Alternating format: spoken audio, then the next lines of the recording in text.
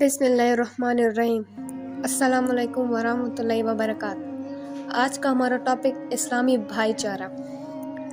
حضرت تمیم داری رضی اللہ عنہ نے یہ قندیلیں مسجد میں لٹکا دیں، پھر رات کے وقت ان کو جلا دیا۔ یہ دیکھ کر حضور نبی کریم صلی اللہ علیہ وآلہ وسلم نے فرمایا، ہماری مسجد روشن ہو گئی، اللہ تعالیٰ تمہارے لیے بھی روشنی کا سامان فرمائے۔ اللہ کی قسم، اگر میری کوئی اور بیٹی ہوتی تو میں اس کی شادی تم سے کر دیتا۔ بعض روایات میں ہے کہ سب سے پہلے حضرت عمر فاروق رضی اللہ عنہ نے مسجد میں قندیلیں جلائی تھیں۔ مسجد نبوی کی تعمیر کے ساتھ آپ صلی اللہ علیہ وآلہ وسلم نے 2 حجرے اپنی بیویوں کے لیے بنوائے تھے، باقی حجرے ضرورت کے مطابق بعد میں بنائے گئے۔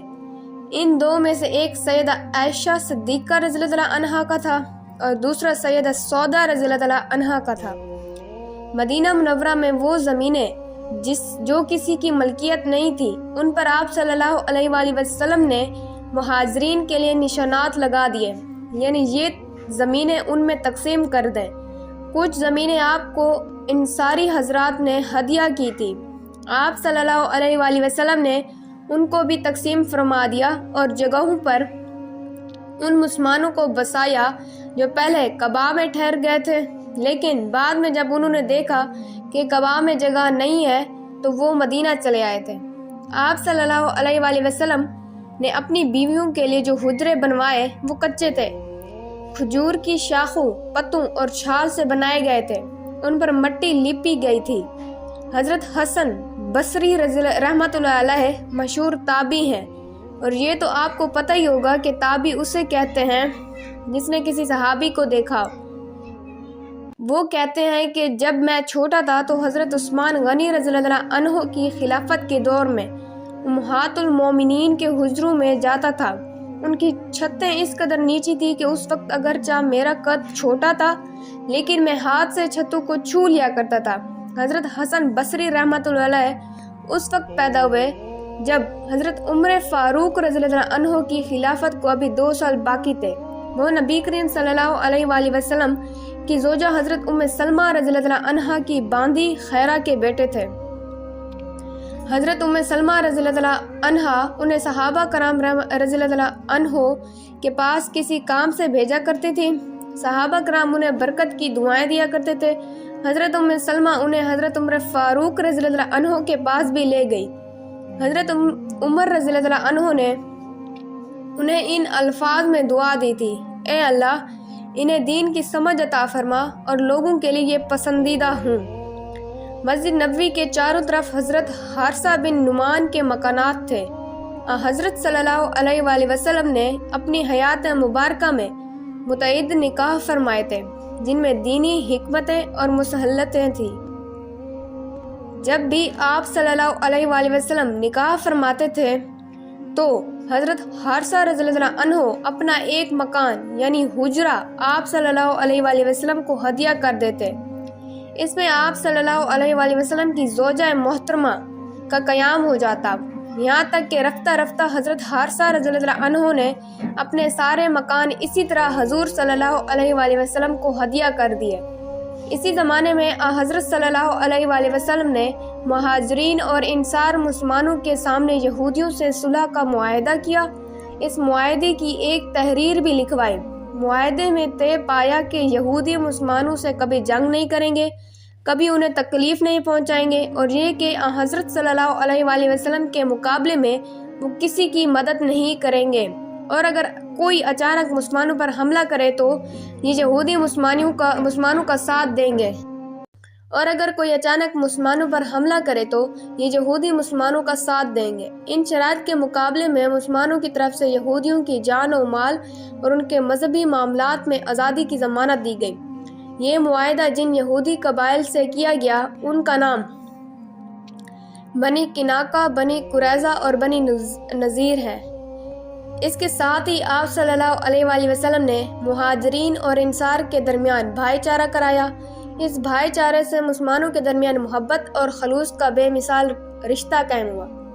اس بھائی چارے کو مواخات کہتے ہیں۔ بھائی چارے کا یہ قیام حضرت انس بن مالک رضی اللہ عنہ کے مکان پر ہوا۔ یہ بھائی چارہ مسجد نبوی کی تعمیر کے بعد ہوا۔ اس موقع پر آپ صلی اللہ علیہ وآلہ وسلم نے ارشاد فرمایا تھا، اللہ کے نام پر تم سب آپس میں دو دو بھائی بن جاؤ۔ اس بھائی چارے کے بعد انصاری مسلمانوں نے مہاجرین کے ساتھ جو سلوک کیا وہ رہتی دنیا تک یاد رکھا جائے گا۔ خود مہاجرین پر اس سلوک کا اس قدر اثر ہوا کہ وہ پکار اٹھے، اے اللہ کے رسول، ہم نے ان جیسے لوگ کبھی نہیں دیکھے۔ انہوں نے ہمارے ساتھ اس قدر ہمدردی اور غم گساری کی ہے، اس قدر فیاضی کا معاملہ کیا ہے کہ اس کی کوئی مثال نہیں مل سکتی۔ یہاں تک کہ محنت اور مشقت کے وقت وہ ہمیں الگ رکھتے ہیں اور صلہ ملنے کا وقت آتا ہے تو ہمیں اس میں برابر کا شریک کر لیتے ہیں۔ ہمیں تو ڈر ہے بس آخرت کا سارا ثواب یہ تنہا نہ سمیٹ لے جائیں۔ ان کی یہ بات سن کر حضور نبی کریم صلی اللہ علیہ وآلہ وسلم نے فرمایا، نہیں، ایسا اس وقت تک نہیں ہو سکتا جب تک تم ان کی تعریف کرتے رہو گے اور انہیں دعائیں دیتے رہو گے۔ بعض علماء نے لکھا، بھائی چارہ کرانا حضور نبی کریم صلی اللہ علیہ وسلم کی خصوصیت میں سے ہے۔ آپ صلی اللہ علیہ وآلہ وسلم سے پہلے کسی نبی نے اپنی امتوں میں اس طرح بھائی چارہ نہیں کرایا۔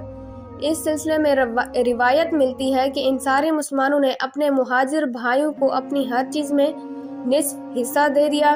کسی کے پاس 2 مکان تھے تو ایک اپنے بھائی کو دے دیا، اسی طرح ہر چیز کا نصف اپنے بھائی کو دے دیا۔ یہاں تک کہ ایک انصاری کی 2 بیویاں تھیں، انہوں نے اپنے مہاجر بھائی سے کہا، میری 2 بیویاں ہیں، میں ان میں سے ایک کو طلاق دے دیتا ہوں، عدت پوری ہونے کے بعد تم اس سے شادی کرنا۔ ان کاموں سے فارغ ہونے کے بعد یہ مسئلہ سامنے آیا کہ نماز کے لیے لوگوں کو کیسے بلایا کریں۔ آپ صلی اللہ علیہ وآلہ وسلم نے اپنے صحابہ کرام سے مشورہ کیا۔ اس سلسلے میں ایک مشورہ یہ دیا گیا کہ نماز کا وقت ہونے پر ایک جھنڈا لہرا دیا جائے۔ لوگ اس کو دیکھیں گے تو سمجھ جائیں گے کہ نماز کا وقت ہو گیا اور ایک دوسرے کو بتا دیا کریں گے، لیکن حضور اکرم صلی اللہ علیہ وآلہ وسلم نے اس تجویز کو پسند نہ فرمایا۔ پھر کسی نے کہا بغل بجا دیا جائے، حضور اکرم صلی اللہ علیہ وسلم نے اس کو بھی ناپسند فرمایا کیونکہ یہ طریقہ یہودیوں کا تھا۔ اب کسی نے کہا ناقوس بجا کر اعلان کر دیا جائے، آپ صلی اللہ علیہ وسلم نے اس کو بھی پسند نہ فرمایا، اس لیے کہ یہ عیسائیوں کا طریقہ ہے۔ کچھ لوگوں نے مشورہ دیا آگ جلا دی جائے، آپ صلی اللہ علیہ وسلم نے اس تجویز کو بھی پسند نہ فرمایا، اس لیے یہ طریقے مجوسیوں کا تھا۔ ایک مشورہ یہ دیا گیا، ایک شخص مقرر کر دیا جائے گا کہ نماز کا وقت ہونے پر گشت لگا لیا کرے، چنانچہ اس رائے کو قبول کر لیا گیا۔ چنانچہ حضرت بلال رضی اللہ عنہ کو اعلان کرنے والا مقرر کر دیا گیا۔ انہی دنوں حضرت عبداللہ بن زید رضی اللہ عنہ نے خواب دیکھا۔ انہوں نے ایک شخص کو دیکھا، اس کے جسم پر 2 سبز کپڑے تھے اور اس کے ہاتھ میں ایک ناقوس بغل تھا۔ حضرت عبداللہ بن زید رضی اللہ عنہ فرماتے ہیں، میں نے اسے پوچھا کیا تم ناقوس فروخت کرتے ہو؟ اس نے پوچھا تم اس کا کیا کرو گے؟ میں نے کہا ہم اس کو بجا کر نمازیوں کو جمع کریں گے۔ اس پر وہ بولا کیا میں تمہیں اس کے لیے اس سے بہتر طریقہ نہ بتا دوں؟ میں نے کہا ضرور بتائیے۔ اب اس نے کہا تم یہ لفظ پکار کر لوگوں کو جمع کیا کرو، اور اس نے اذان کے الفاظ دہرائے، یعنی پوری اذان پڑھ کر انہیں سنا دی، پھر تکبیر کہنے کا طریقہ بھی بتایا۔ صبح ہوئی تو حضرت عبداللہ بن زید رضی اللہ عنہ آپ صلی اللہ علیہ وآلہ وسلم کی خدمت میں حاضر ہوئے اور اپنا یہ خواب سنایا۔ خواب سن کر آپ صلی اللہ علیہ وسلم نے ارشاد فرمایا، بے شک یہ سچا خواب ہے، انشاءاللہ تم جا کر یہ کلمات بلال کو سکھا دو تاکہ وہ ان کے ذریعے اذان دیں، ان کی آواز تم سے بلند ہے اور زیادہ دلکش بھی ہے۔ حضرت عبداللہ حضرت بلال کے پاس آئے، انہوں نے کلمات سیکھنے پر صبح کی اذان دی۔ اس طرح سب سے پہلے اذان فجر کی نماز کے لیے دی گئی۔ کل کا ہمارا ٹاپک یہودیوں کے سوالات انشاءاللہ۔ اللہ آپ کو بھی ہدایت دے اور مجھے بھی ہدایت دے اور اس پر عمل کرنے کی توفیق ہم سب کو دے اللہ، آمین ثم آمین، فی امان اللہ۔